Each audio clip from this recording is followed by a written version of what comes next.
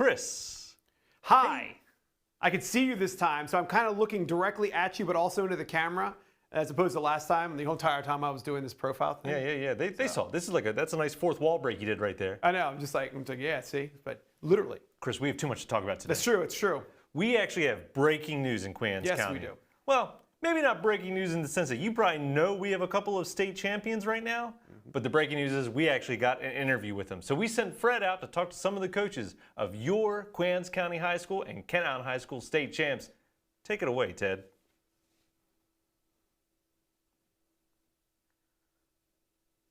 Have we got a special show today? You know, normally we have county commissioners, elected people, but something happened in Queen Anne's County in the last week is fantastic. We have 2 state champions from Queen Anne's County High School. These are teams that won state championship games.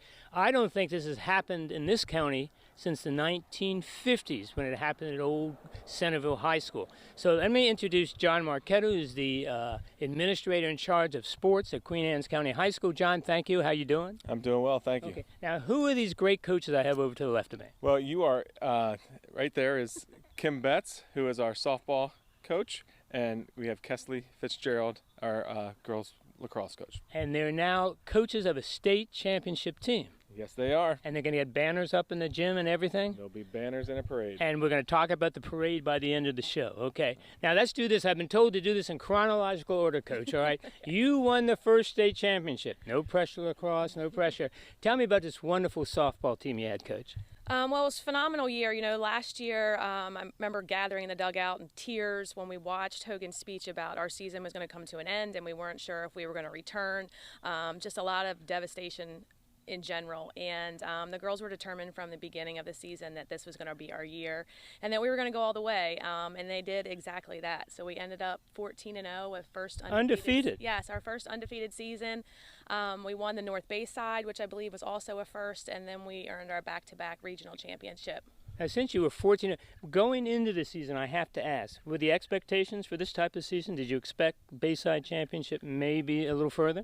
Well, to be honest with you, our ultimate goal was just to stay healthy and play a season, so we were thrilled that we got that chance. And then the state championship wasn't even in the picture for us initially. Okay. It was just going to be a Bayside Championship, so when we learned the news of the state championship and that we were going to be able to take that journey again, we had very high expectations that we would end up back at that same level of play. You knew you were good. We knew we were good. Okay, yeah, all right. No you don't have to be modest. You're a state no championship. Now, so you won the Bayside. You were 14-0. Yes. Right? Tell me about the playoffs. Who did you have to beat to get that championship? Ultimately, so we won our sectional championship, which is now the regional championship. We beat Parkside. We beat Kent Island, and then we beat Parkside, and then we moved on to the region where we played Eastern Tech. And then we played South Carroll for the regional, to get to the state championship, and then we played Calvert.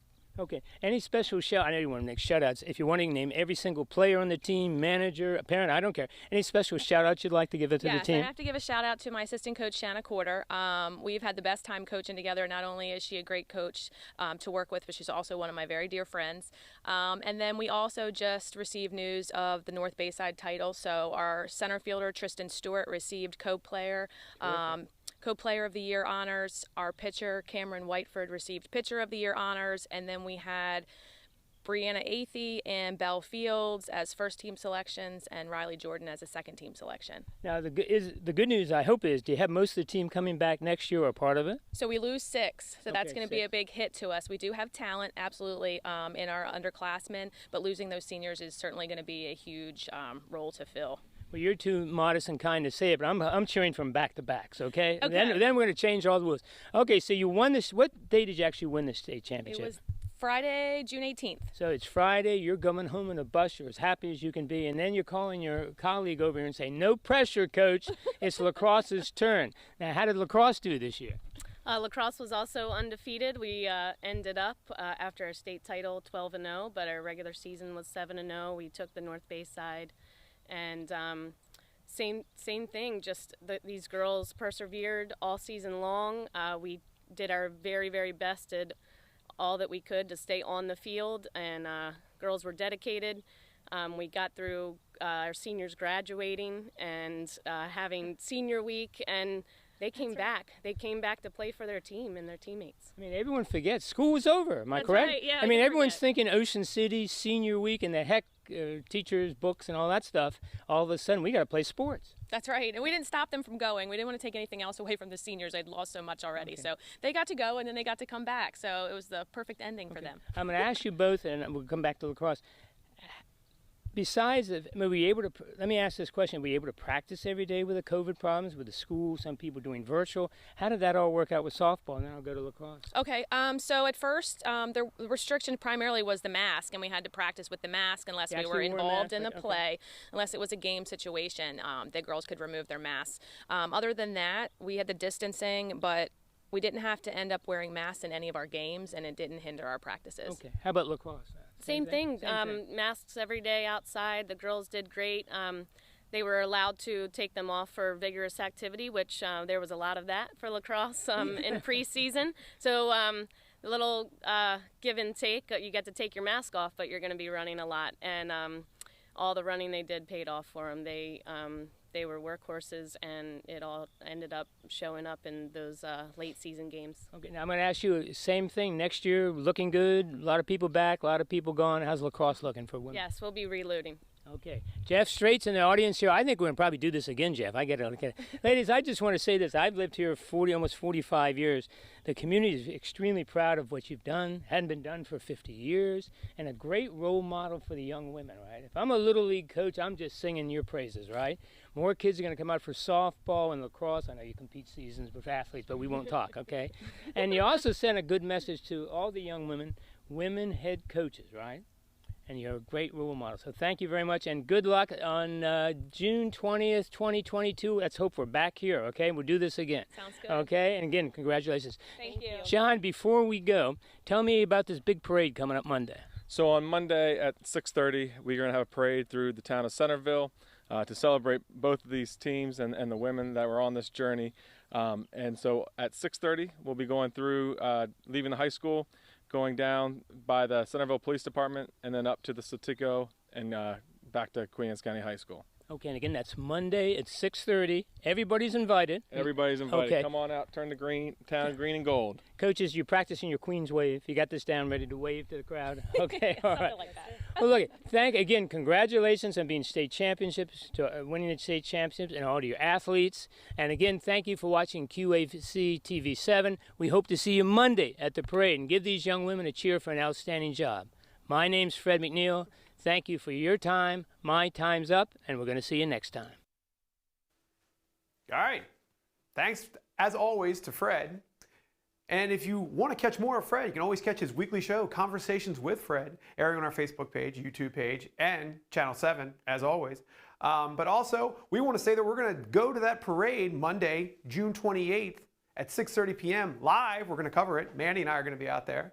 That's right. It's going to be great. You're going to have a great time. And the people are going to love to see you. We're going to love to see the players. And we want you to take time right now. If you're watching us live on Facebook or on YouTube, drop a hello to a state champ that you know. Just say hi. Give them the kudos they deserve, because they had an amazing year. Yeah, that's pretty amazing. I didn't even know they were doing that well. And then all of a sudden it was like state champs. I went, okay, cool. Yeah, great ending to a weird year. To a very weird year, yeah. Anyway, there's more going on than just the state champs, though. That's true, because speaking of weird, it's time for my segment. That's right. It's stuff that I just found out that you might want to know. Here's some of the things that I found out that you might want to know. Hey, did you know that Ferry Point Park, State Park, is going to be closed from July 2nd, sunset, all the way through July 6th? Why? I'm getting there. Okay, thank you. Did you also know that the Visitor Center parking lot will be closed starting at 7 a.m. on July 4th? Why? I'm getting there. Is this related? I feel it's like related. You know why? Because fireworks. There's going to be the annual fireworks, Kent Narrows fireworks. That's why everything's going to be closed, because they got to get ready, and they got to get ready for all the onslaught of people coming in, because Kent Narrows fireworks starting at it says something on there. 6 o'clock. Look at you. 6 o'clock. I don't do my research. I just find these things and I post them for you, so you don't have to read them. Well, you know what else is going to be happening that day? What's that? We're going to go live. Oh, really? Yeah. I knew that. I'm just kidding. I just was shocked because you guys might not. We're going to have a know great that. time. So we're right before kickoff of the event, we'll be able to show you everything they have, get you to drag the family out. But we're going live before then. Yes, we are. Tell me about that. Boom, Centerville. Man, what a What a slide over. I like what we're doing here. Centerville, because Centerville's got their fireworks. That's going to be on Friday, July 2nd, starting at around 6 p.m. Now they're going to have something. It's going to be at the high school loop. I think they call it like the bus loop or whatever. And if they're going to have food, fireworks. I mean, you're not going to miss it. You'll see it. It's there. It's there. It's pretty much there. You know where it's going to happen. So go there. That's Friday, July 2nd, starting at 6 o'clock. So that's next Friday. So it sounds like it's going to be an exciting time. Fireworks galore. There's more stuff happening. Would you like to know more? Oh, Dynamite Starship reference. That's right. Go ahead. Give me more. We're going live again. That's right. Next Wednesday on the 30th, we're going live because the YMCA groundbreaking. I've said this before. I'm saying it again because that's pretty important. The YMCA groundbreaking right out here outside of the Vincent building. It's going to be cool. I'm telling you, 2021 started off rough. It did. But this summer, man, we're hitting peak welcome back to life. I'm just saying. It's just like it's draining threes from downtown. Yeah, it's all Millhouse. It's coming up Millhouse. So lots of cool live shows. Yes, exactly. But lots of cool things for you to attend. Yes. Oh, Important fun week, things. man. Gonna be a fun week. I think so. Fun couple of weeks, you know. Yeah. All the way going through the holiday. So next up to Oh, you got more. I've got more. You're gonna keep going with this. I'm gonna keep going because my time is not over. The COVID-19 vaccination and testing at the Queen Anne's County Department of Health, their times have changed starting July 6th. Their times have changed when they'll become your all one-stop shop for testing and vaccination.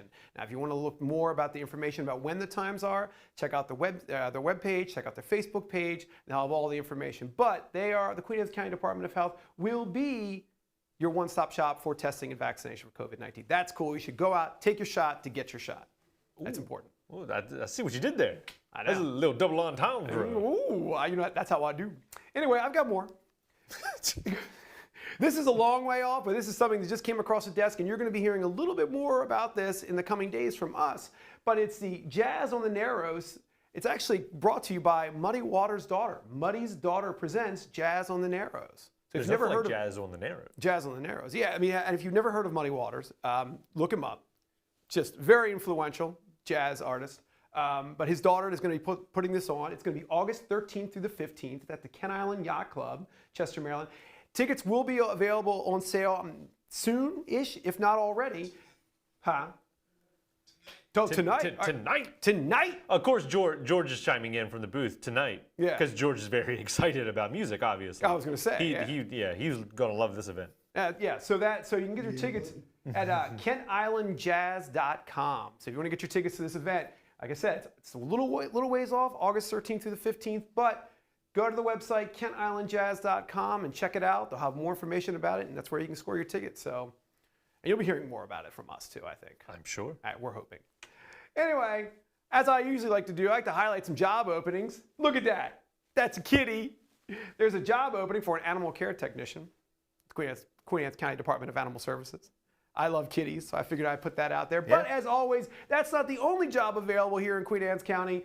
And if you want to search and apply at QAC.org to find the nice job that'll fit you, to welcome to our team. I butchered that entire thing, but basically... Man, they get the point, I think. They do. I did see IT jobs available. Okay, yeah. Yeah, they just listed that. So if you're interested in IT. Yeah, if you're into it, check it out. But they got tons of job listings on there. We get the emails a lot. So We do get the email. We do get the email. So that's my time, as Fred would say. Dynamite. Well, as Fred would say, he has more to say. Exactly. So Fred actually had a chance to talk with the new business manager from the Churchill Theater. That's right. And it's a familiar face to us, and we'll let him introduce her.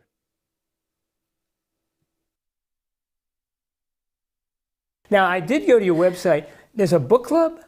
Or a book? Yes, tell me about there's going to be that. a book reading. So Yes, that yes, is yes. the first time in my knowledge that we've done something like this. And Now, explain to the audience, because I was impressed when I saw it, yeah. yeah, so we've never done anything like this. Again, I think, correct me if I'm wrong. Right. It's going to be this Saturday and this Sunday. Saturday at 7 p.m., Sunday at 2 p.m. If Okay. you go on eventbrite.com, you can search Churchill Theater or Book Talk or Janet Friedman, and you'll be able to order tickets. Now, say that again. Where do they go online again? Remind me. Eventbrite.com. Okay, now, do they pay?